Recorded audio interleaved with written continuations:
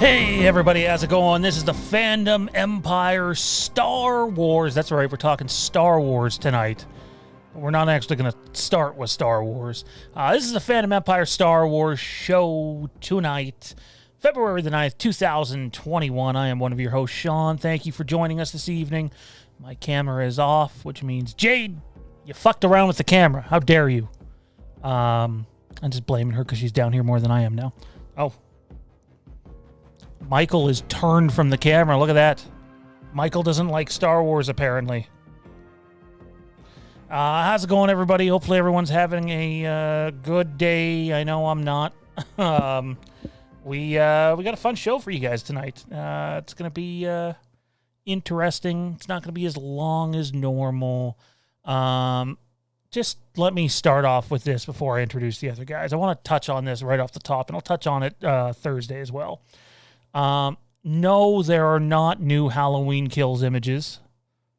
I can't tell you how many times I've been messaged today. There's 2 images floating around.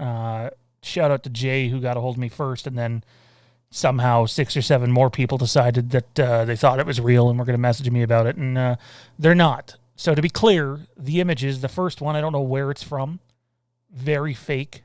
The mask is not the mask from Halloween Kills. It's way too clean. After all, he was just standing in a fire. And the other picture is from Andy Matichuk's new movie that's making rounds. Let's just throw a picture of Andy Matichuk out there, and we'll pretend that it's actually Halloween Kills photos. It's not there. I addressed it. Now let's move to the galaxy far, far away. Joining us this evening, first up, happy Super Bowl champion, Mr. Kieran. I'm not actually a Bucs fan, so I can't, be gloating too much, but I know you've been a Bucs fan for a very long time, so I'm sure that you were, and Johnny, leave the Brady side of hate. I want you to address this as a leave the Brady hate aside. I want you to address this as a Leaf fan. Is it fair to say the Maple Leafs are like your number one, Maple Leafs and Packers, a combination of your number one favorite team? We're going to get to Kieran in a second. Yeah. So it would mean a lot to you to see I know the Buccaneers won like 20 years ago or something, but if the Leafs won, you'd be pretty fucking over the moon, right? Of course. Yeah, me too. So as much as I love seeing Brady win, I just wanted to say to Kieran, who's actually a Bucs fan, unlike me, dude, that's awesome. Your team won. That's great. How you feeling? I'm feeling pretty good. This was a weird season because it was the Bucs and it was Tom Brady, and I had a hard time putting them together. But I think he's going to stick around for 3 years. So I started to come around to the fact the Bucs winning though is big for me. I've been a Bucs fan ever since they changed to the pirate. Well, they had a pirate before, but it was kind of a weird. I don't know, that weird creamsicle outfit. But when they went to the new colors in like 97, I've been a fan of them since I think it was 97 or 98. So yeah, that's a long time and a lot of bad teams, a lot of losses. We did have a Super Bowl shortly after in 2002, but it's been more bad than good. But when it comes to sports, when my teams lose, I'm like, well, whatever. And when my teams win, I'm like, cool, yes. Next season, like, I don't know. I'm not as crazy as other people are about it. But yeah, I was really happy. I stayed up and watched the whole thing. I gloated online. I gloated in me and Johnny's football pool a little bit. Not too much, but, it was good. It was a good time. Johnny, that was not too much. For me, that was not too much. I don't know. Changing the group photo was a bit much. I changed the group photo when I won to a picture of me holding the trophy every day for the entire summer. That is at least acceptable. You know what my favorite part about talking sports is on here? Seeing how rattled Tommy gets. Tommy, how you doing, man? I am... I was half debating pulling up Pokemon Go on my phone while y'all were talking about this because I know how long you were going on about it for. I I gotta be totally upfront with y'all. I didn't watch 1 minute of the Super Bowl this year. I didn't watch the halftime show, so I barely remember who even played, and yeah, so that's where I am on all that. I loved the halftime show before my kid turned it off on me. But I know a lot of people were kind of iffy on it, and it was great right until the Hall of Mirrors made me feel like I was about to have a seizure. That's the one that a lot of people I've heard were not a big fan of. I think my main problem with it was an effect like that, is going to throw a warning beforehand, so that you're expecting it. Like when you're getting that strobe effect in a Hall of Mirrors, it's like extremely disorienting. And I guarantee there was I'm surprised it hasn't been a bigger issue that, more people didn't start having spontaneous seizures watching the halftime show. I think the one of the reasons why I was okay with it, it's not just because the dude's Canadian, which is cool. But I've definitely heard a few, like, it's not really my genre to go to, but I've heard a few of his tunes and they're pretty catchy. And I usually don't resonate with that kind of music. And so I didn't even realize that song he was singing in the Hall of Mirrors portion was actually him. Like that song was in Madden, I think, last year or the year before. Yeah, he's had one in an NHL game recently too. It was one of the good tracks in the game that I actually kept. I didn't realize it was him. I think it was the yeah, that one. Yeah. I'm not going to try to sing it. Kieran will just hate on me. So, correct me if I'm wrong. We'll get to Star Wars here in a second. We have a pretty light Star Wars show, so no worries there. That one actually wasn't lip synced from the reports that I read. I read that he actually. I don't know. It seemed like he was lip syncing, at least at the beginning. Anyway, there were a few times where the lyrics were going and his lips weren't.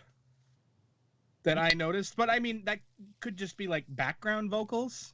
Right, like at a concert. So yeah, exactly. So it was hard to tell exactly if it was supposed to be him or just background vocals of him, because he kind of does like that two voice tracks on some songs of his, it seems like. So very Chinese democracy.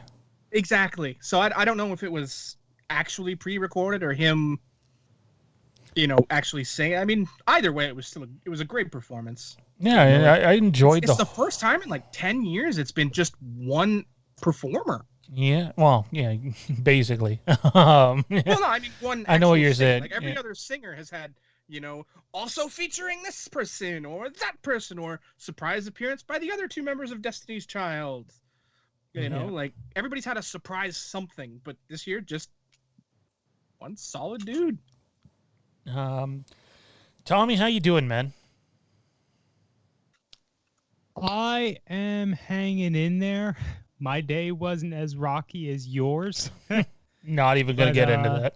Thought about using this as a vent session, but fuck it. Turn the page, move on. It's definitely had its ups and downs. Just, I'm looking forward to the coming week. That's about it. The coming week. You know what I hate? I don't know if this happens to you guys, but because I've had to wear the mask more frequently after returning to work, it just makes my nose break out terribly. I fucking hate it. Yeah, I've had that one. Other parts of my face too. It is what it is. Not much you can do about it. That Agreed. I've seen, that I've found. Agreed. Right off the top here, I want to give some love to some of the other content that's coming up. First up, Thursday, right after Fandom Empire Live. By the way, on that episode, I'm hoping to get Tommy on with me, maybe even Kieran, maybe even Johnny. Actually, Johnny, hold that thought. I do need to talk to you about something, but it's not about Fandom Empire Live. And it's probably not appropriate to talk about on air, but it is Fandom. Has Zach gotten a hold of you? No. Okay. I didn't know if he was getting a hold of you or Kieran. Yeah, I'm really lost. So, Zach, if you're watching, figure it out, man. You got like 2 days. Alrighty. Thursday, immediately following Fandom Empire Live, we have the debut of Fandom News Now, hosted by Zach Arnold. He's supposed to have a co-host. I thought he was supposed to ask one of Kieran or Johnny to be on that half-an-hour episode, which is what all the Fandom News Now episodes will be, 30, 35 minutes. But doesn't sound like he's asked either of them yet, so maybe he has something else in mind. I don't know. And then I can do it. And then I'm always around. He's like, "Fuck you, Johnny." Get out of here, Brady hater. Tuesday, we have the debut of the Rick. Not only do we have the debut, but we have the return to in-studio recording. The lockdown lifts Tuesday, and which, I mean, never mind. I'm not even going to go there. I was going to... Actually, I'm going to go there. I have to. If you guys don't want to comment, that's fine. How the fuck do we have a stay-at-home order while there's kids that are going to school? Good job, people. Politicians. Good job. I literally had one of the parents ask me that question. I looked right at them. I don't know if they could hear me over my mask and how freaking cold it was. I was just like, I'm just the bus driver. It's like, you know, it's, oh, man. I feel for them, though, because, you know, I mean, I know Johnny and Tommy don't have kids. I know Kieran does. And I have 2 kids, both with 2 different women. One is the Wicked Witch of the West, and the other one is beautiful, and I'm going to marry. Glad you made that distinction. Yeah. Because logic, DMT says. I'm hoping he's not referring to what we were just talking about, because there's nothing logical about a stay-at-home order. I think that's one of those instances where you can't see the sarcasm that's clearly dripping off of the text. Yeah, it's definitely. I love DMT anyways. By the way, DMT, I replied to you, man. I don't think I ever heard back. I know you ended up speaking with someone on the Instagram account, but I ended up getting back to you. All right, without further ado, let's get to it. First up, we got the Republic Newsnet.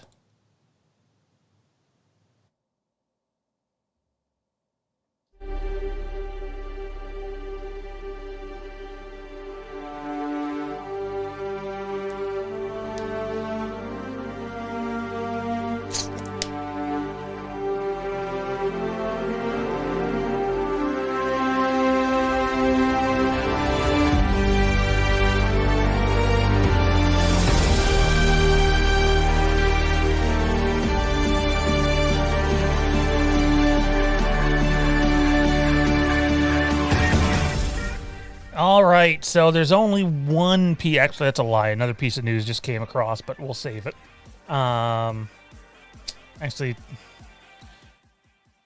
you guys are all into Funko Pops, I believe, right? All of us are here? I think you guys more than me. Oh, hang on. You guys are muted. In that I buy whole collections of them, but yeah, I got a fairly sizable collection. I think Kieran does, too, from what I understand. He has many more than I do. I feel out of the loop. See that? These guys are just... ones with subject matter I find interesting. Same. That's how... I have a lot of Rick and Morty ones. That's mostly it. Just Rick and Morty? I have some Star Wars and a few Batman animated series ones, but I have like 50 Rick and Morty ones, so... All right. Well, right off the top here, there is a from The Mandalorian Season 2, Episode 5 was the Ahsoka one, I think. There is a Ahsoka Tano Mandalorian pop coming, and basically it's of her in the hood when she's holding her lightsaber rebel style, and that kind of piqued my interest. I might get that one. So that's coming. For those of you that are wondering, but it's still in the production phase, so this is probably like a holiday release, holiday season. So, yeah, let's jump into this Star Wars shooter game stuff that's out there. Apparently, EA is going to release a Star Wars shooter game that is not Star Wars Battlefront, and is being compared to Star Wars Squadrons, not Battlefront. It's not, and a lot of media, when they talk about Star Wars Squadrons, if they're not referring to the VR, basically refer to it as a non-AAA title. And that's kind of what they're saying about this. So it's probably going to be a discounted Star Wars title that'll be out this holiday season. There's no other news. I gotta be honest, unless there's some sort of like shocking storyline to it, it's kind of just like meh for me. Johnny, you're making your typical Johnny faces, so over to you first. I Just don't care. Right? Like I just, there's nothing to sell me on this. Like I would be more interested if EA came out and said it's the Calo Nord game. Not even that, but if they came out and said, it's the Jar Jar Binks game. We're doing a new Battlefront, and we're putting an emphasis on the old Galactic Conquest style combat. That'd be cool, especially if there was online to it. Exactly. So, like, that's a game mode that was in the old games that, you still have the mechanics to. You still had, especially in Battlefront 2, you brought the flying back.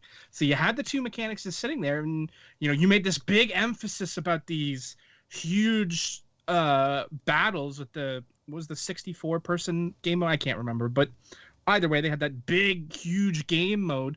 They could have easily done something with those lines where, you were fighting in the sky and on the planet simultaneously, type stuff, and even just having a straight up Galactic Conquest style mode back in the future. Like, I'd be interested in something like that with a story mode thrown in, because let's be real, shooters and story modes are secondary. You don't buy a shooter title for the single player content. You just don't. Like, they're good, they're fun, they're enjoyable, but that's not. Siphon Filter and Metal Gear Solid disagree. Okay. Pre-multiplayer shooter games are the exception. Okay, so I'll say that, but I mean, in this era, that's not the case. You don't buy a shooter for the single player story mode. You don't. I mean, people don't even buy Halo games for the story modes. People don't buy Gears of War games for the story modes. Nobody buys. I disagree with that. I would disagree with that as well. I think there's a portion of fan bases who buy them for the story modes is small. Like, you may be a part of that, and you may think it's a huge part, but it's not. The multiplayer is what drives these games. It just is.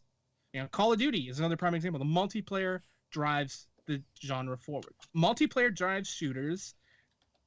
So I don't know what the heck we're doing here. Like, I'm not interested. I'm not intrigued. There's been no advancements in the field that are like, oh man, I really want to try this. Like, a VR shooter, sure, that's great, but I don't have VR, so I don't give a shit.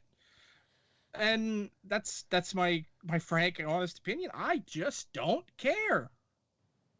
Really roundabout way to get there, but that's it. I like that you like how big of a miss is it? And I haven't even thought about this in a long time, but how big of a miss is it on EA's part in the first two Battlefronts for the most recent generation of consoles? Had no Galactic Conquest. Like, super easy to do. You already have, like, the actual fighting. Just give us the map, the little, graphic in between that keeps track of it all. God forbid you do that. I don't know. It's too much work. The first one I understand, because they didn't have the flying in the first game.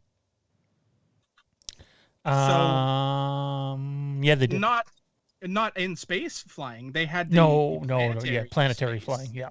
So there was no like galactic combat. Time out. Hang on. What one are we talking about? I'm getting confused with my Battlefronts now. the new first one. Okay. So 2015. Fake Battlefront 3. Yeah, exactly.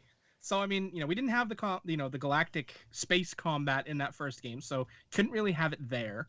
But you did in the second game, so you could have brought it back there, or you could have added it since then, or just make it a new type. Like, like Squadrons is just the galactic combat from Battlefront 2 with new skins and VR, and they threw a slightly lower price tag on it to get people to buy it.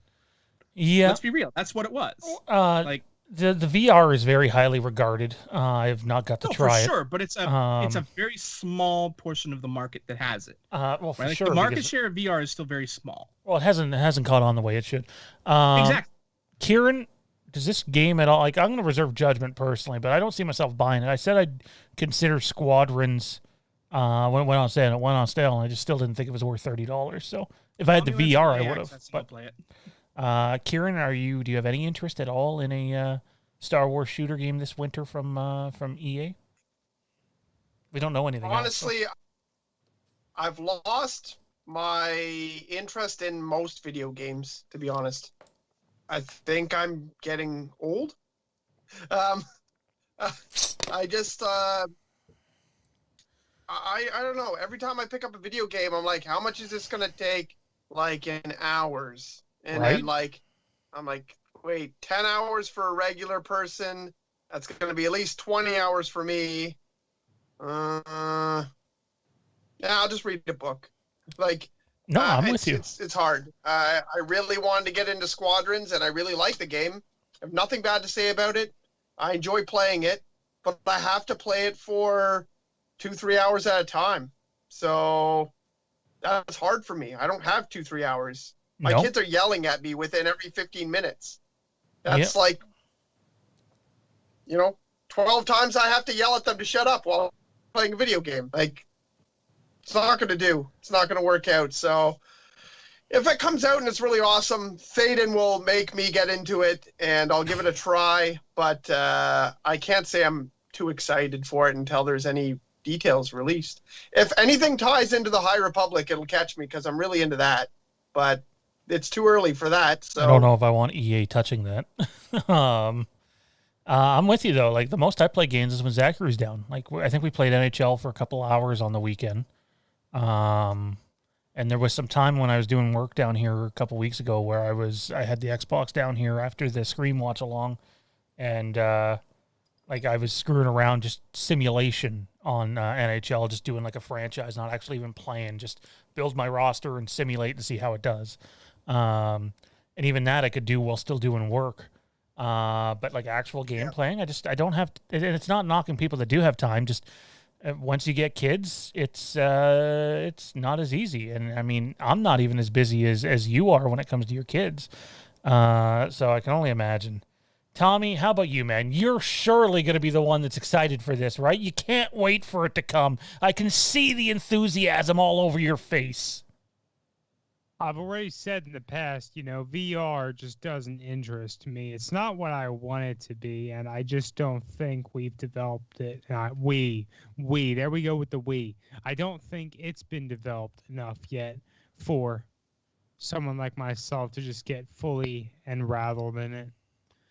And now I want to double step back and say that I disagree with Johnny that Halo is not a lore-driven universe. I didn't say not lore. Oh no, Johnny just went black and white again. What the hell?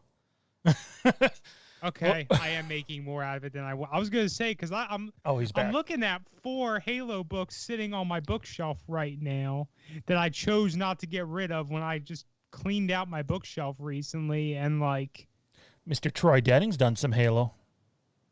Yeah.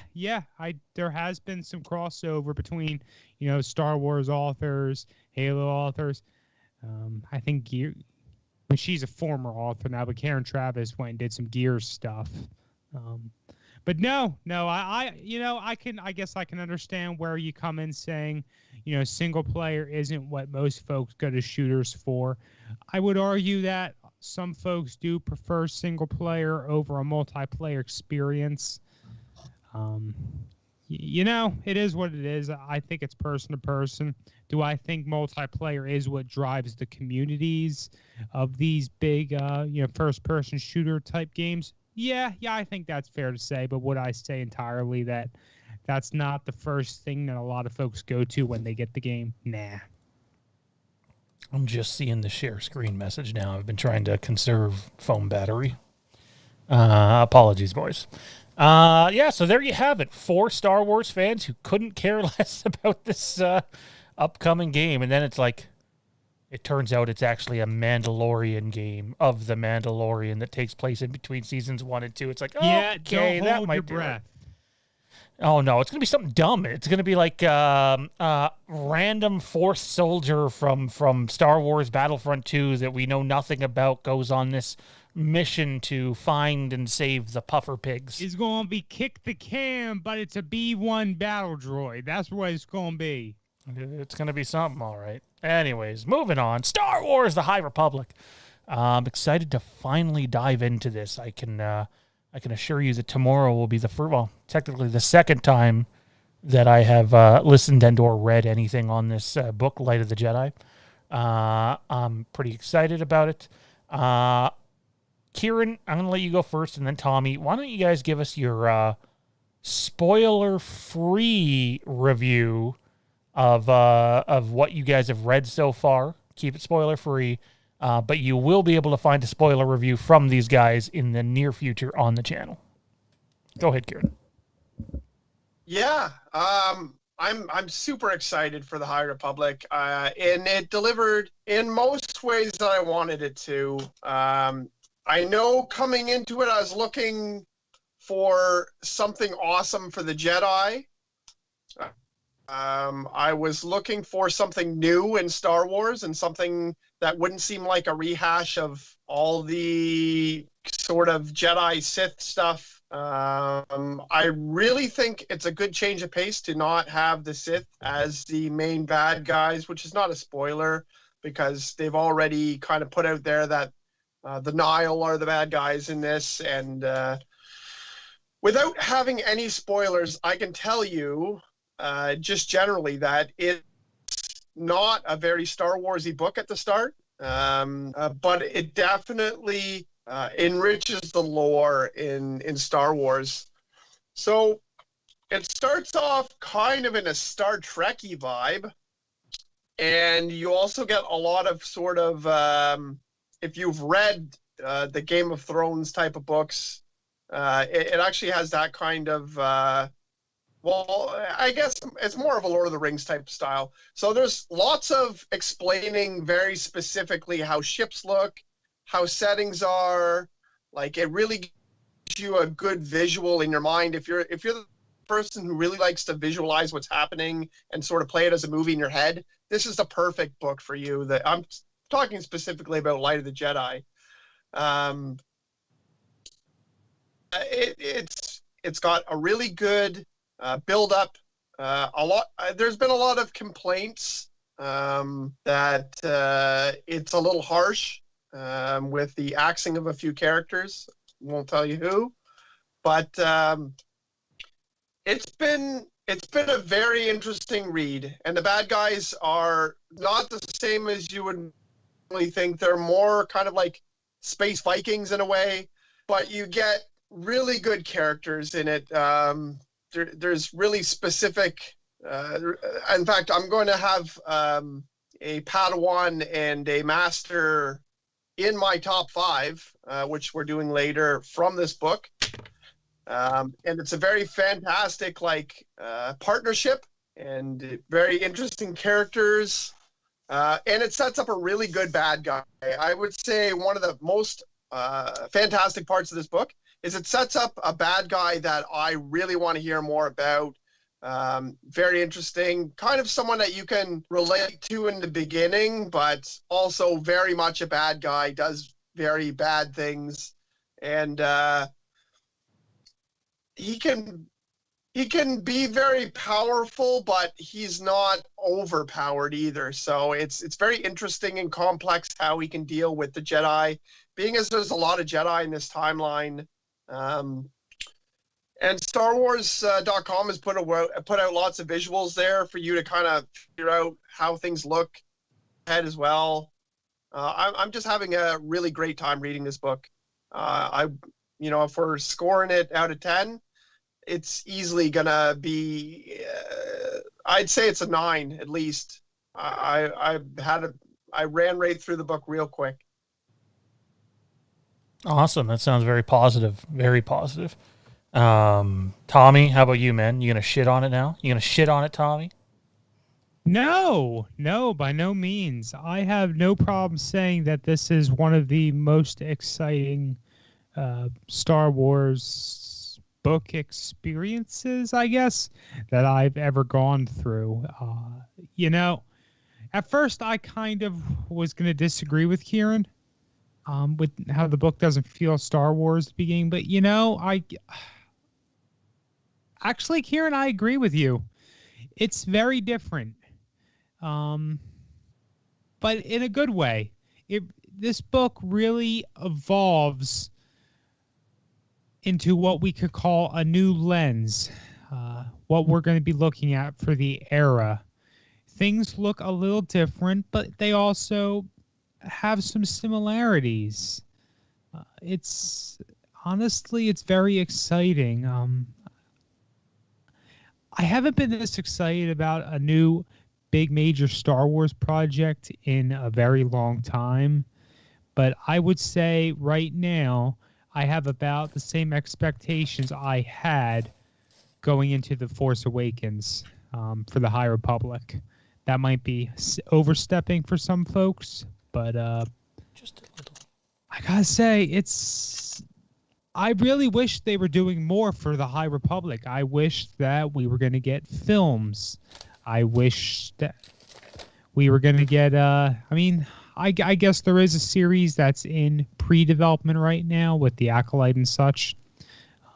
I still need to delve into the comics. Never got to doing it this past week. That's in the works, in the plans. Just haven't gotten to it yet. Light of the Jedi takes a new take on what it is to be a Jedi. That's nothing that we haven't been told yet from the promotional materials. You're seeing the Jedi basically at the height of their power. And what the Jedi are is that they're still the Order, but it looks a little different. And I think that longtime fans of Jedi in general are really going to like it.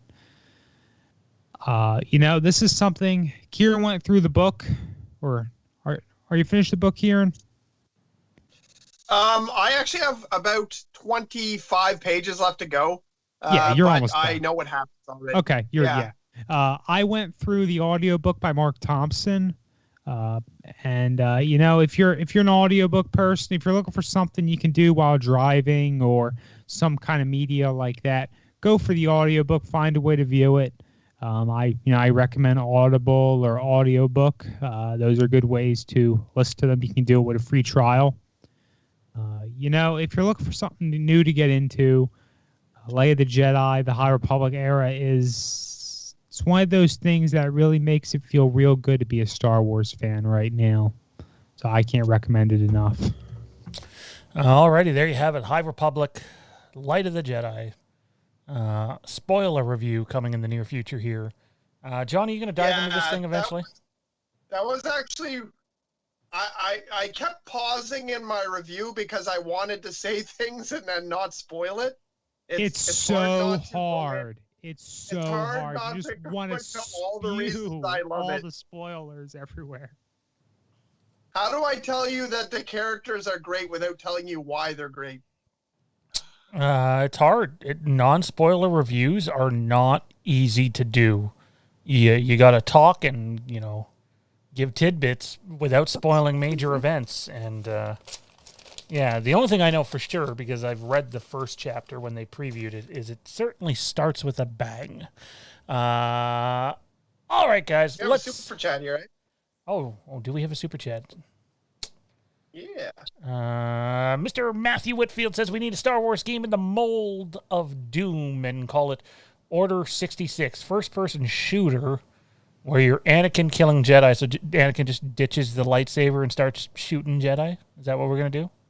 We're going to do that? He starts going around with his blaster using force powers. Really quickly, we'll dive into his actual super chat here.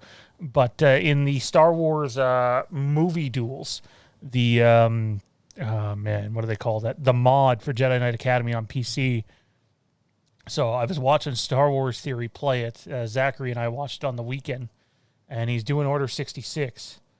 And I thought, that probably happened during Order 66. Is like Anakin lifts the one Jedi up in the air with the Force, like he's choking him, and like all of a sudden, like a dozen clones just point their guns up at the air and just like start blowing holes through the guy. I'm like, oh, right, yeah, I guess Anakin could have like used force powers from behind on certain Jedi and like made the clones' jobs way easier at times. Although, let's be honest, with how many CGI clones were climbing those stairs, I think the Jedi were fucked regardless of what happened. Guys, what do you think? A Star Wars-style Doom game where it's just Order 66? Johnny, we haven't heard from you in a while. I mean...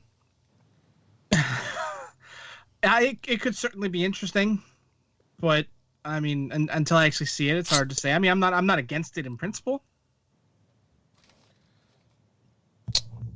Kieran, I wasn't sure if Johnny was done with his thought there. I was like, 5 minutes. So there you have it. It's confirmed. Kieran hates all video games. By the way, a little later on, in about 40 minutes time or so, maybe even half an hour, Johnny will be taking on Matt to... there's no real stakes here other than one of them is going to get their first W this evening. And Johnny's 0-2, Matt is 0-1. And I can't believe I'm saying this. I'm going with Team Johnny on this one. Although, Johnny, just know, the only questions I prepared were the behind-the-scenes questions, and I think that's literally it for this week, the behind-the-scenes questions. The rest was Tommy and Kieran, so if you have an issue, blame them. Let's keep moving on, though, ladies and gents. Let's take a trip to the Galactic Battlegrounds.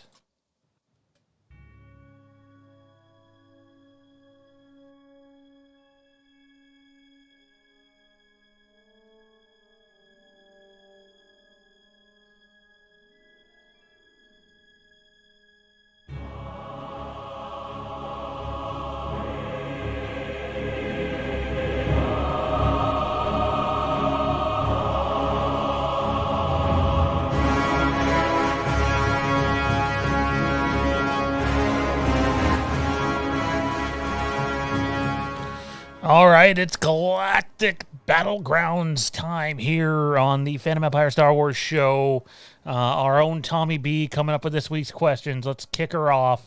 Who wins the fantasy matchup? These were not posted on social media. One thing I do want to do better, and the way to do it is this. This is what we're going to do moving forward, is instead of just guessing who's going to do it, one of us is going to get assigned each week to do both pick one and the fantasy matchup. And it will be posted the day after an episode. So tomorrow, I will do the first week's. You're going to see on the Phantom Empire page, the Phantom Empire Den, and we have a few Star Wars pages. You'll see the fantasy matchup and a pick one that'll get posted tomorrow, and then we can get more fan say in there. So this one's exclusively just for us haters here. First up, pick one. Who wins a fight? And Tommy, since you specified the question, I have to ask,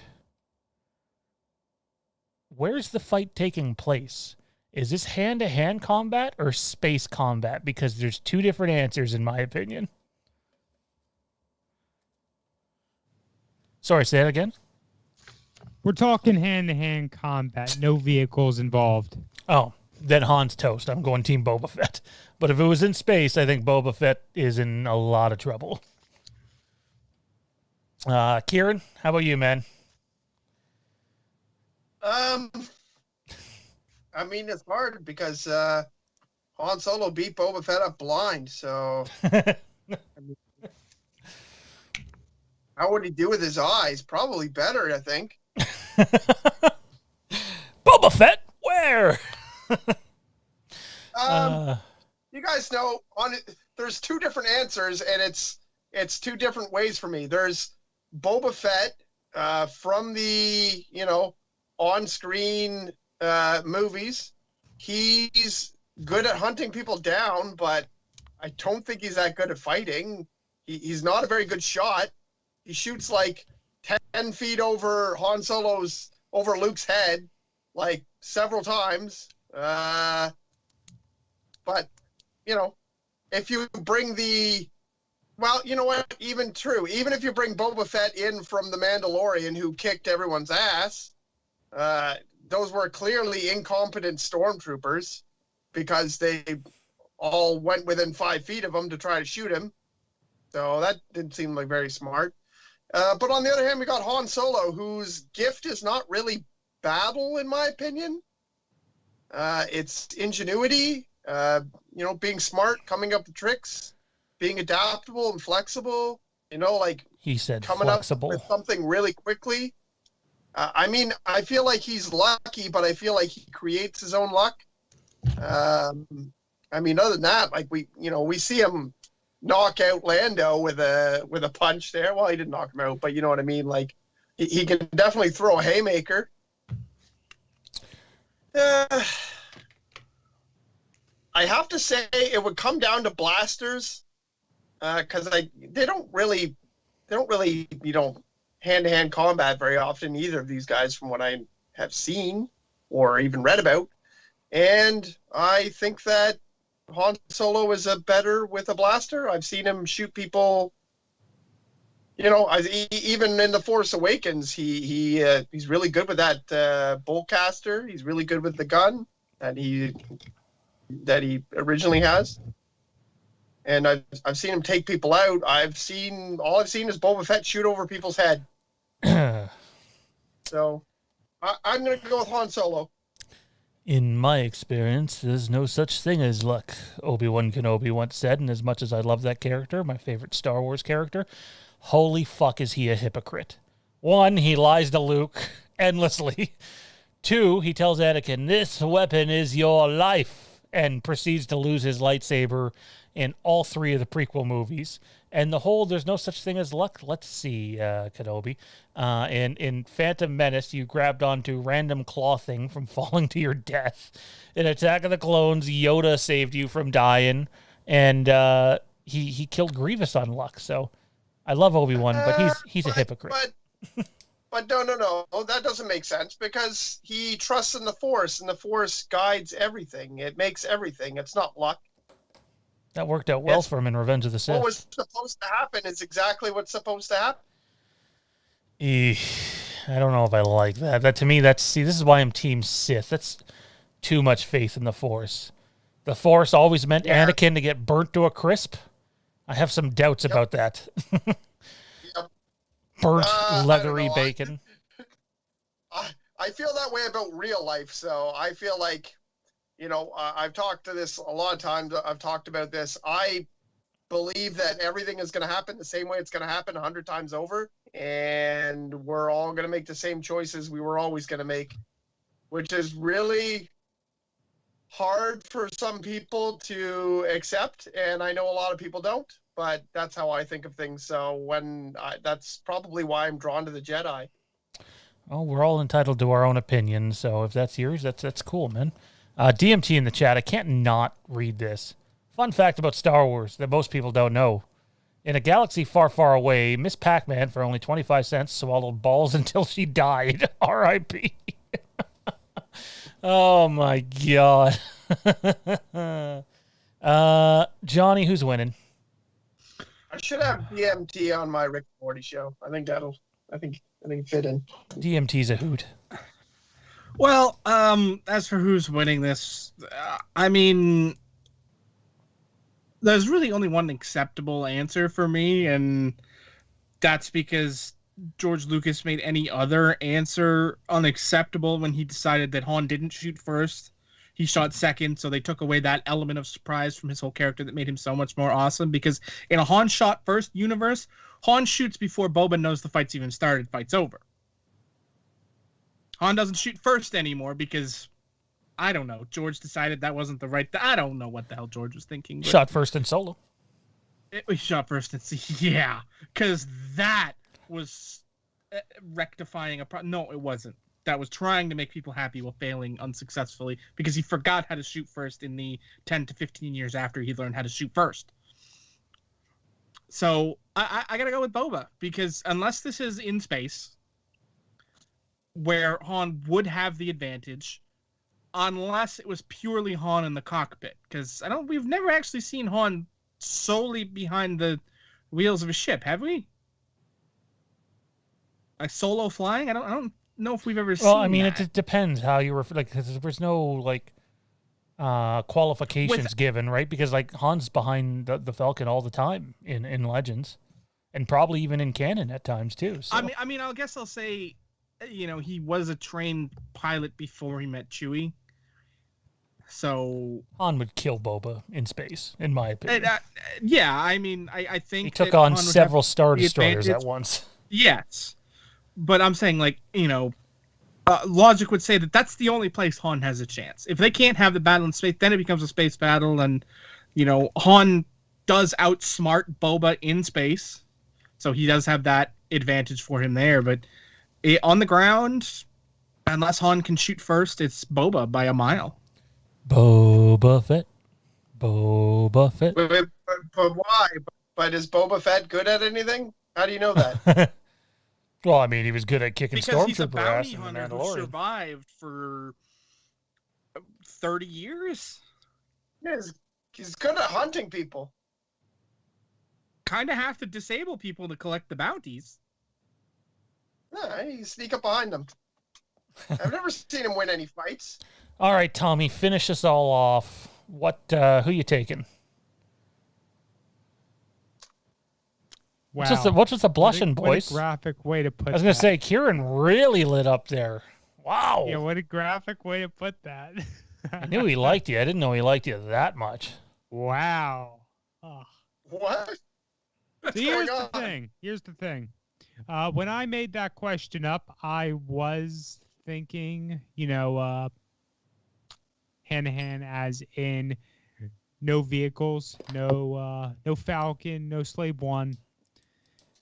If they were involved, I don't want to necessarily say it'd be Han Solo, blowing Boba Fett out of the water.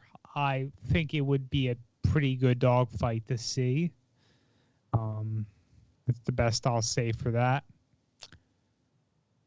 As far as, a land battle, a person-to-person battle, I'm going with Boba Fett, but we could talk about tactics, skills as a hunter, this and that, blah, blah, blah, things that have already been mentioned. I'm just going to focus on the equipment that Boba Fett is versed in. He can play around. He's got a lot more toys than Han does. I mean, did Han shoot first years ago and originally in the canon? Oh, yeah. Yeah, that's what we all love.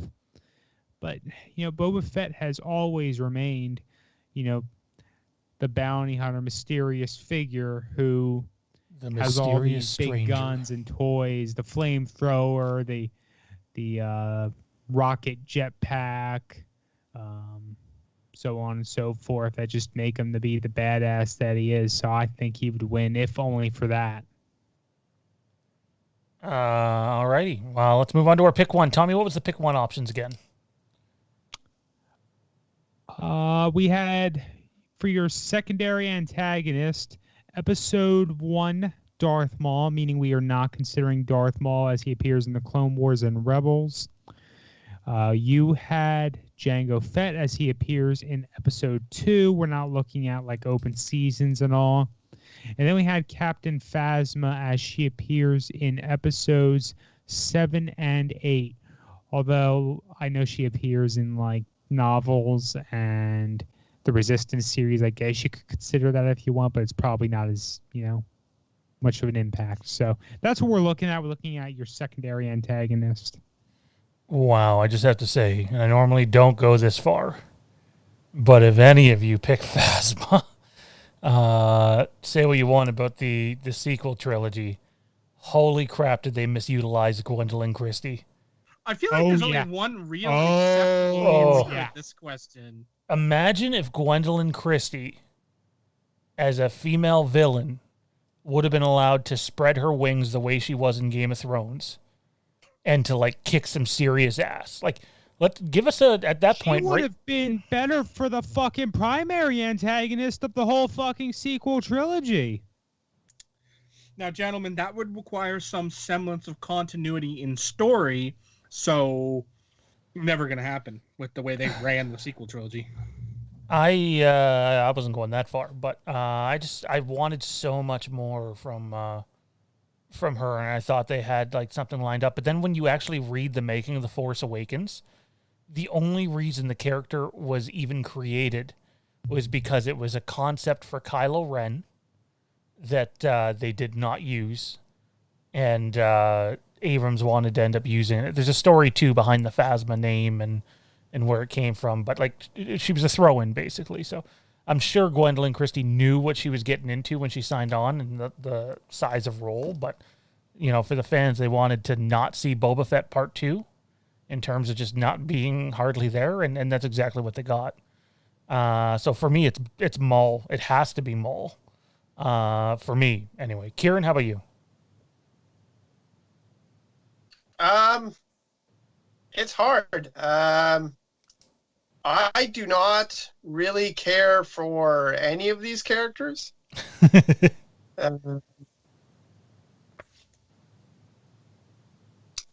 mean, the answer really has to be Darth Maul. I agree. Captain Phasma was really mishandled. I was really excited about the actress, really excited about the character. I think they set her up pretty good in The Force Awakens until she got put into a trash compactor or a dumpster or whatever you want to call it.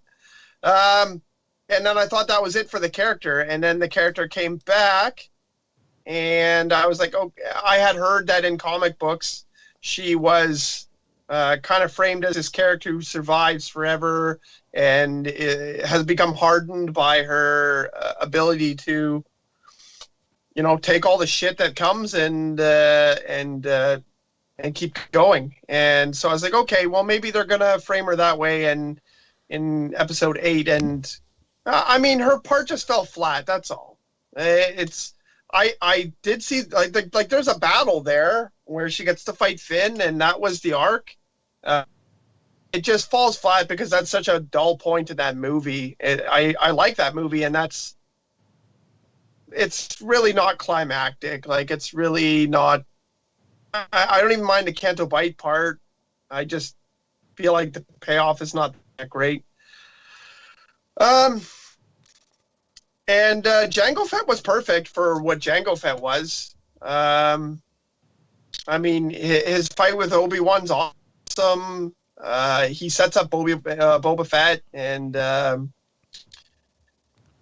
I mean, I guess probably the coolest thing about any of these characters is Darth Maul's fight. So Darth Maul is a character that, like, I thought was awesome when he came out. I loved him. I thought episode 1 I enjoyed. I knew it wasn't the most fantastic movie when it came out, because I know there's lots of weird acting and bad lines in it. But I always loved episode 1 when it came out.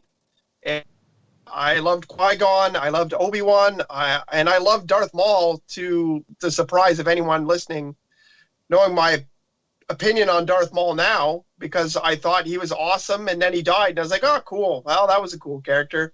And then I didn't like him because of all the craziness of how he came back to life, even though he was definitely dead. And it was, you know, it's just something that bothers me in comic books or any other fandom, that nobody stays dead if people like them. And Darth Maul is definitely the best secondary antagonist in this group. You made me think when you mentioned the Jango Fett fight, because that is a badass fight. Mandalorian on Jedi, and even someone as gifted as Obi-Wan is at that point, like, really struggling against him. I did like it. Johnny, who's your pick one, man? Okay, well, I mean, to me, when we started this question, I said there's only one acceptable answer, and I guess that's because I'm the only one who read an inherent fallacy in the question. Because to me, Darth Maul is not a secondary villain. He's not presented as a secondary villain. He is the villain of the story. Like, yeah, yes, you have the puppet master. Earlier. You have the puppet master in Palpatine, but that doesn't make him the main villain. I disagree. In that film. The film is titled The Phantom Menace, and the Phantom Menace is not Darth Maul. But the point I'm making is that Maul is the front and center villain. Like, you get the puppet master, but that's the series villain. You know, each individual. I never interpret. I'm not saying you can't interpret. If you feel Maul was the secondary villain, that's fine. Yeah. I accept that. So that's what I'm saying. Like, when I read the question, there was only one acceptable answer, and it was not Darth Maul, because to me, he was not a secondary villain. Now, you've all made willing cases that allow your interpretation of secondary villain to include him, and that's fine. It's a perfectly, your reasoning behind choosing him is valid, so it is an acceptable response to you. To me, it's not, because Darth Maul is not a secondary villain to me. So to me, the only acceptable response is Jango Fett, because Phasma was flat on her face, unused. Like, especially when you include 8 in that. Like, the way she died was just garbage. Hot, absolute trash. And I'm not saying that just because she was squashed in a trash compactor. I'm saying it was trash. Everything about it was trash. It was garbage.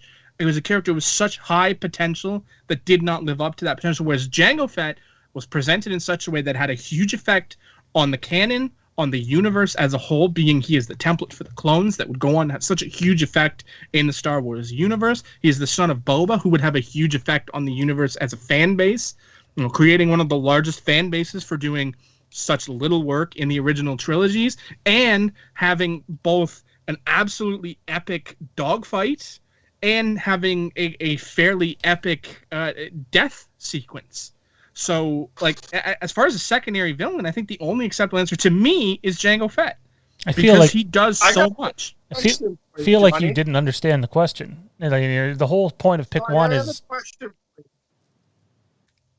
Okay, if Darth Maul is the primary antagonist, does that make Watto the secondary antagonist? Because he's way better than these guys. What does Watto have? You can't take Watto out. Republic credits will do fine. No, they won't.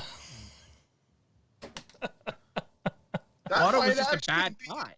He wasn't a main. I don't understand why you're like. I felt like you were. That I feel Maul is. No. I don't think he's offended. I think you were coming across, at least to me anyway, as if you were trying to sell us on why it's the only acceptable answer. I'm saying why it's the only acceptable answer for me. Okay, that's better. That's better because if I'm on a desert island, you're not picking my one fucking movie I get to watch for the rest of my life. I'm not. I mean, if it sounded that way, that's my bad. I didn't want it to sound that. I'm trying to explain why, to me, that's the only acceptable answer to me. And since this is an opinion question, that's an entirely valid stance to take. While not saying your answer is incorrect, just not my opinion. Fair. I thought it was going to be a character I liked in here, but nah, whatever. Tommy? For the record, Johnny, when I made this question, that did come up as a consideration, whether we could really consider Maul as a secondary antagonist. I guess, granted, Sidious has more. Sorry, Palpatine, I'm pretty sure, has more screen time in that movie than Darth Maul. I'd have to look that up. It'd be pretty close. I don't honestly know. It's possible, but I mean, to me, it's like screen time doesn't necessitate being the main antagonist. Like, you know, then how is it not Palpatine? No. I'm saying screen time isn't the only metric, because Darth Vader only had 9 minutes of screen time in A New Hope. Is there any question he's not the main antagonist? No. I don't know, man. Vader sounds like he had to get a pick one together pretty quickly. So I like the debate though. I like when a generic. It's not a generic, but like a natural, debate comes up. These questions, right? To start the debate, to let us have these discussions. For the record, I think Tarkin's the primary villain in A New Hope. Like Vader basically answers to Tarkin, case, and that's I'm not going to deny that. But see, to me, it's flip flopped, because I feel like Vader's more the main antagonist. So I mean, I can see your case just the same as I'm sure you can see mine. So it's one of those interpretation and opinion questions. So that's the beauty of this whole segment, right? That's what they're built on: opinions and observations, and not making each other feel bad about having different ones, because we can do that as a universe Star Wars fans. The rest of y'all need to learn that. Tommy, who's your pick, man? We gotta keep moving. Yeah, my pick was Jango Fett. For the sake of the fact that is Maul cool in the Phantom Menace? Yeah. Do kids love him? Yeah. I saw the movie when I was young. I really enjoyed it. Duel of the Fates is arguably the badassest thing. If we want to look at main fight scenes and what have you. But I think that Jango Fett is a better developed character, has good fight scenes, and just overall follows through more. We could probably make the argument that Jango Fett in Episode 2 does better than Boba Fett in what they added in the special edition of A New Hope, Episode 5 and Episode 6. Jango Fett does more in Attack of the Clones than Boba Fett does in any of the movies combined. Yep. In my opinion. I think that's the argument Tommy was making. Yeah. He was just saying it in a very awkward fashion. Well, what else does Boba do? Get him, Dad! Get him! Shoot him! Oh my God! I always found that line so annoying. Yeah, get him, Dad! Get him! Yeah! Oh no, my dad just lost his head! Oh no! Anyway, Johnny's dying over there. Like I'm sitting, like there's this war happening, and there's this kid holding this helmet to his head, and it's like, where's the head? Is the head just like stuck up there? Was it a real tight fit helmet? Yeah. Can we get the Snyder cut of Attack of the Clones? You can find the head flying off or something like that if you pause the movie. I've never done it. Hey, I'm all for the Snyder cut of Attack of the Clones. Let's go rated R that shit and see how the movie comes out on the flip side. So, who does that cut though? Because I mean, it can't be the guy who actually did it because the George cut would just be awful. Who does the cut? Let's bring Kirshner back from the dead. We'll let him do the cut. I think we lost Johnny. Tommy, I still got you. All right. Well, we're gonna move on. We lost Johnny. Kieran disappeared. This is going swell. So we'll save the list. We're actually, I don't even know if we're gonna have time to get to games tonight, to be honest. We're already at an hour and 4 minutes. Matt Whitfield sends us a super chat. Didn't Leia say in A New Hope Tarkin was holding Darth Vader's leash? Yes, I believe he did. And if you Tarkin is very dismissive of Vader in A New Hope at times. Tarkin's a badass. I loved Tarkin. Ian, our buddy Ian's in the chat. Rated R means we'd see more than Retreat to Naboo. Yeah! Let's get some rated R Attack of the Clone shit in here. Plus, I mean, Padme in that movie. Mm-hmm, yeah. Mm-hmm. Anyway. Don't frown, Tommy. Don't do it. You're allowed to say when you're with someone else that other people are attractive too. Frowning? You think that's a frown? You need to flip my camera or something. I don't know what the hell you're doing. Are you Team Watto? What? And you prefer Watto over Padme? I mean, hey, if that's what gets you going, that's cool, man. I'm not judging. You're weird. Well, that much is a given. I like, is Johnny just gone? Yeah, he's gone. 3 of 5 on the call. All right, let's move to our lists, guys, real quickly here. We're just going to give all 5 right out of the gate. Did we lose? Oh, no, Kieran's there. Kieran, let's start with you. Give us your top 5 master and apprentices. All right, top 5 master and apprentices. I actually have number 5 as Bell Zettifar and Loden Greatstorm, and they are High from Republic. The High Republic, which I have really enjoyed what they have so far.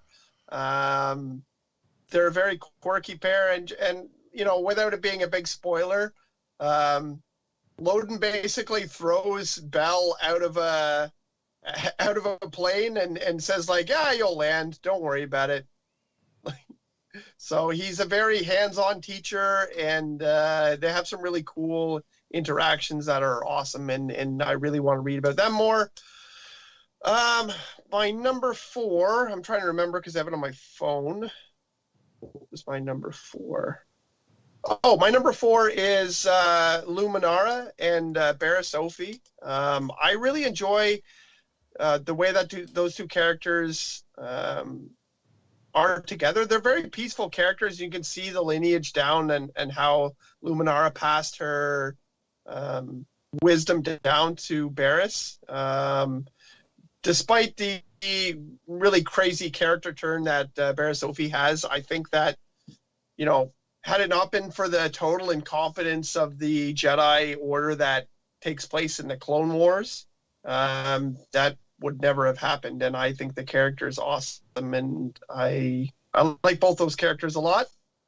My number 3 is Luke, and I wouldn't have so many partnerships that take place like person to person, and we would have what really was like a teacher guiding a student, and I very much enjoy all the interactions with them. Even when Obi-Wan screws up quite a few times in, when you think of how things are said, and then you go back and you're like, but Obi-Wan was lying. Well, when the time it was written, it wasn't so much the same. It just not really. They didn't do a great job of explaining a lot of things that he says.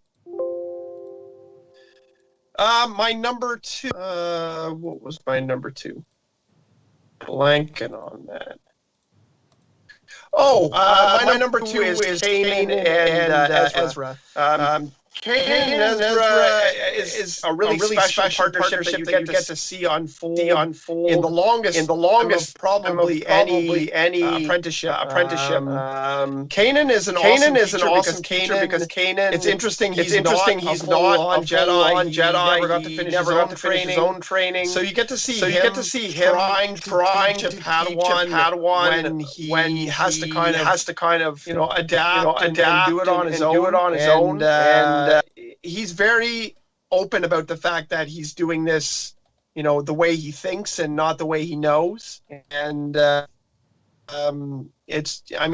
story arc just ends in such a beautiful way. And Kanan's a very fantastic character. And we can only wait around and see what happens with Ezra. But I think he'll end up coming back in a big way and saving the universe. In his own way.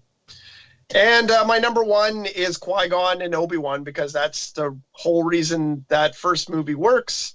If there was no Qui-Gon and Obi-Wan, I would say that episode 1 would probably be a total flop for me. Like that's mostly what I enjoyed. When I was younger, I enjoyed the lightsaber battle at the end, and that really made the movie. But like going back and watching it, that's what makes the movie. And the book Master and Apprentice is definitely my top 5. It's fantastic. It has a lot of the same sort of concepts that you get from Kanan and Ezra. Having a teacher that does not think he's a perfect teacher, leading someone through what he thinks is the best way he can. And yep, that's my top 5. Johnny, give us your top 5, man. Okay. We do got to speed it up a bit here, guys, though. All right. I thought a little different. No name will appear on the list more than once, so some pairings aren't actually going to be on my list that you think should be. All right. Number 5 is Anakin and Snips. It's just I always enjoyed that relationship between the two, being so similar. I always enjoyed it. Number 4 is Bane and Xana from the Bane trilogy. Nice. It's just an excellent pairing, and I read that backwards. That should have been number 3. I flipped them around and forgot to change my main list. Okay, the actual number 4 is Qui-Gon and Obi-Wan. Bane and Xana are 3, so flip-flop those because, oops, I forgot that. Number 2 is Luke and Jaina. Can't really go wrong with that one. And number 1, feeling a little fancy, Revan and Malik. Nice. I dig that list, man. That's a good list with some intriguing choices. Tommy, give it to me, baby. My number 5 came in at Kanan and Ezra. I wasn't quite sure if I was going to include them at all. They're a very unorthodox master-apprentice pair. Neither of them really knew how to fill the role they filled, but they did it in a way that many fans really love. And at the end, Ezra was kind of like on par and equal with Kanan. It was rather interesting. He kind of graduated from being his Padawan. Number 4, I came in with Darth Bane and Darth Xana. Bane and Xana, they were forging something old yet new, recreating what it meant to be a Sith. So I really enjoyed that pairing, and it ends in a really climactic way. Number 3, I went in, and this is my list probably gets very generic. Number 3, I came in with Vader and Sidious. The iconic duo that's known for, I guess, really Star Wars in general for what Sith is. Number 2, I came with Anakin and Ahsoka. You know, you watch this youngling who turned Padawan very young. Anakin forms her into becoming what would eventually become, rather, the Ahsoka Tano that we all know and love, who's just this badass, not Jedi, rogue gray Jedi, who knows anymore, that is just a trailblazer, you could say, in some ways. Number 1, I came in at, of course, Obi-Wan and Anakin. And that's my list. Nice. Nice. I got to give a shout out to Michael Q in the chat. Okay, Michael's been following us for a long, long time. And Mikey, with all due respect, half the time I don't know what you're talking about. However, he threw out Grand Admiral Thrawn and Pelion. And since there was not really limitations to force powers on this, that is one hell of an answer that I never thought of. So, Michael Q, this is for you, my man.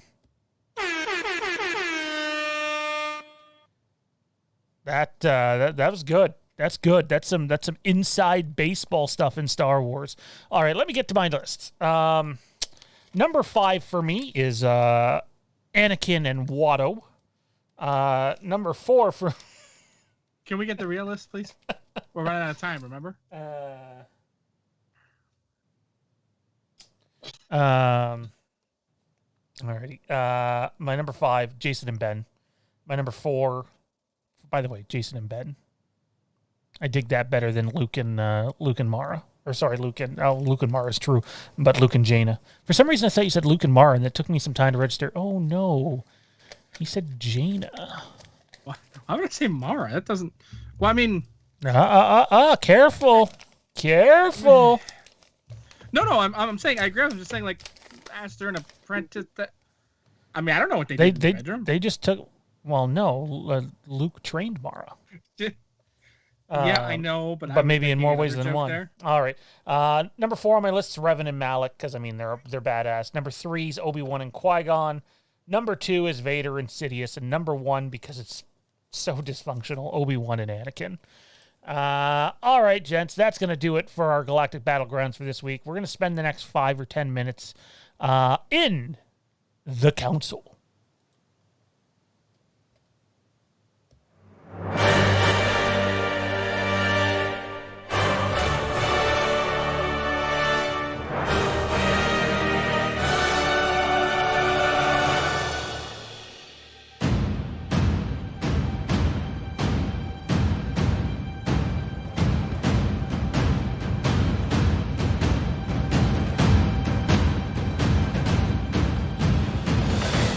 All right, guys, let's jump into this. We're not going to have nearly as much time as I would have liked here. Let's do this. Let's each, and this we're sort of winging this, and I want to spend some time talking games, even though at least we address Star Wars games out of the bat for about 20 minutes. Let's talk about what game we believe each of us is the most underrated Star Wars game ever. Period. The most underrated Star Wars game ever. For me, you got to go back to the GameCube for this one. And it's Rogue Squadron 2, Rogue Leader. Holy cow. That game did not get the love it deserved. The trench run in Death Star 2, I played over and over and over again. I don't know what Nintendo was thinking with their crappy N64 and then GameCube controllers. People bitch about the Xbox controller. Holy crap.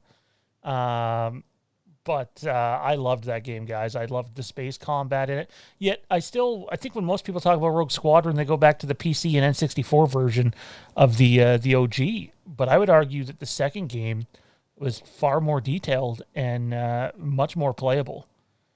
So for me, it'd be Rogue Leader. Johnny, you got one that comes to mind? You're muted, sir. So, The Adventures of Jar Jar Binks, Bombad Racing, we got it. No, it's also not going to be Masters of Terrascasi either.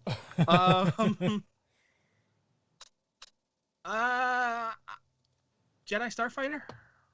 Jedi Starfighter. Intriguing. It was solid. That was what, the PS2? Or is that Starfighter 2? Yeah. Xbox and PS2. Xbox and PS2. Yeah, Jedi Starfighter was 2. It was also on PC, I think. Both of them. I think so. Maybe just Naboo Starfighter. Ian in the chat says for an underrated game, he wants to say Republic Commando, but I also got a solid and dedicated fan base, so I'll stick with Bounty Hunter. I think both of those games don't get the love they deserve, in my opinion. Especially Republic Commando. It was so good when it came out. Holy crap. Kieran, what do you got, man? You got one that comes to mind that you go, this Star Wars game doesn't get the love it deserves.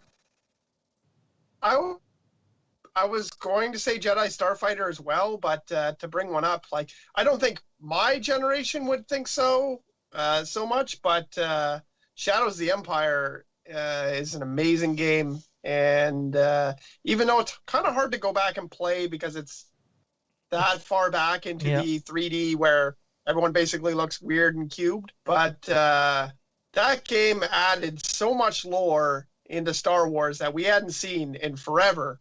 Like, we were basically watching redos of the original trilogy over and over again, and just like getting a tiny little snippet of like, oh yeah, there's a singing character in it now, it's great.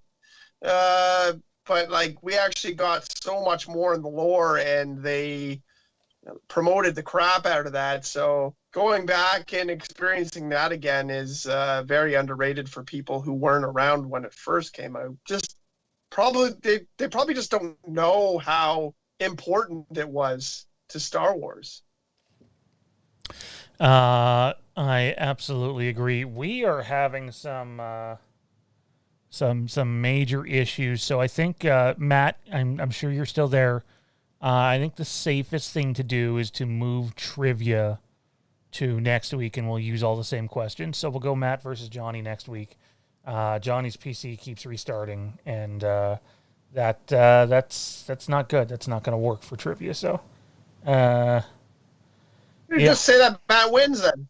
Yeah, sure. I'm cool. I mean, if Johnny's tech can't hack it, then it's his fault.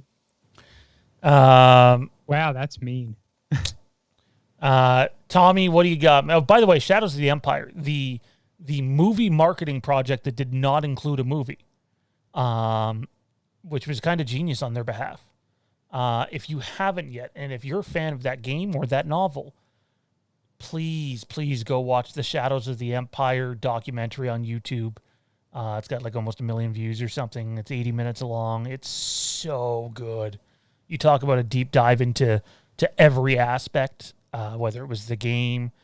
They dive into the 64 game. They dive into the PC game, the toys, which are rare, the novel. It's its own score, and it's not a movie. Yeah, right? Like, wow. You're supposed to listen to it while you're reading the book. I don't think it's as extreme, but the High Republic definitely has some similarities to Shadows of the Empire in the way that they're handling it. So that has me pretty excited. Tommy, why don't you give us what you think is the most underrated Star Wars game? I'm going to cheat a little. Ooh, Tommy's being a bad boy. I had something come to my mind, but I had a real number one. So we talk about JKA a lot. That's Jedi Knight Academy for all y'all uninitiated. Yeah. Yeah. And that's a beloved game. It really is. Jedi Outcast gets a good bit of love. It got ported to Switch. It's around. You can still play it. What's a little more difficult, but not impossible to play, you can get it on Steam. Dark Forces, but then even more so, I think, is underrated than Dark Forces. Dark Forces 2, Jedi Knight, and its expansion / whatever they called DLC before you actually downloaded it. Mysteries of the Sith, where you actually played as Mara Jade. Yep. Wow, that's a really important one. I recommend to anyone. I recommend folks to go through that whole Dark Forces Jedi Knight series. I think it's fantastic, and it really tells the story of Kyle Katarn That's something folks who only play JKA really don't understand. Now, my real answer for number one, though, that came to my mind initially, was Empire at War.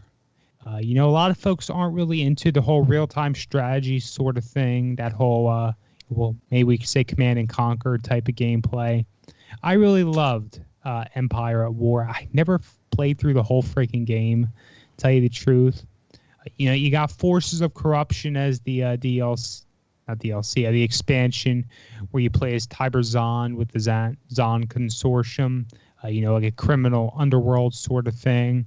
It's really exciting. You get to see this whole sort of commander style of gameplay from a whole new perspective. I do think it's got like a sort of cult community behind it, follows it. They've made like a whole different add-on where you could do the Republic versus the Confederacy. It's fantastic. If you got Steam, you run Windows, I think you can still play it. You can get it cheap. I totally recommend it. We had Johnny back for a second, but he appears frozen again. Yeah, there he goes again. That's not good, because I know he's had some PC issues in the past and had to get a new one. It sounds like the new one's having issues. So, well, that's what you get for being a Tom Brady hater, man. Oh, well. Anyways, guys, that's going to do it. That's the show, because there's no trivia. So, that's it for us for tonight. I just want to remind everybody that they should absolutely check out Fandom News now.